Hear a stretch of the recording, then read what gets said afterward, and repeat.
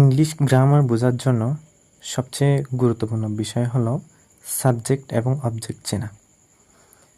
আমরা খুব সহজেই কীভাবে সাবজেক্ট এবং অবজেক্ট চিনব সেটা নিয়ে আজকে আলোচনা করব। আমরা জানি ভার্ব মানে হচ্ছে কোনো কিছু করা, হওয়া বা কোনো কর্ম করা বোঝালে এটাকে ভার্ব বলে। আমরা এই বাক্যে দেখতে পাচ্ছি এখানে যে প্লেস হতো কি খেলা করা, তো এটা দ্বারা একটা কাজ করা বোঝাচ্ছে, সেহেতু এটা হচ্ছে ভার্ব।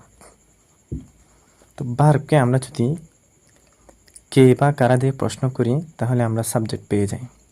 প্লেস খেলে, কে খেলে। হি প্লেস সে খেলে, হি প্লেস সে খেলে, কে খেলে সে খেলে। তাহলে কে দিয়ে প্রশ্ন করলে, কে বা কারা দিয়ে প্রশ্ন করলে আমরা সাবজেক্ট পেয়ে যাই, তাহলে হি হচ্ছে সাবজেক্ট। এবং কি বা কাকে দিয়ে প্রশ্ন করলে, ভার্বকে যদি আমরা কি বা কাকে দিয়ে প্রশ্ন করি তাহলে অবজেক্ট পেয়ে যাব। প্লেস ভার্বকে আমরা প্রশ্ন করতেছি, প্লেস খেলে, কি খেলে, ফুটবল খেলে, কি খেলে, ফুটবল খেলে।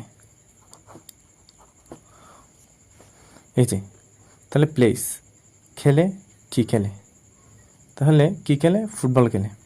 তাহলে ফুটবল এটা হচ্ছে আমাদের অবজেক্ট।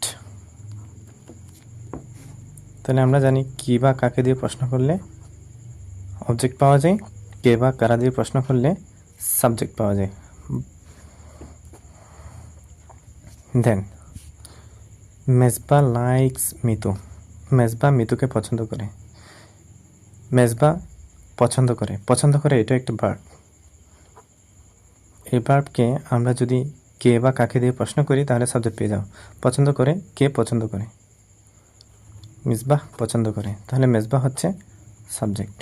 কাকে পছন্দ করে, মিতুকে পছন্দ করে, সেহেতু আমাদের মিতু হচ্ছে object. Thanks for watching my video.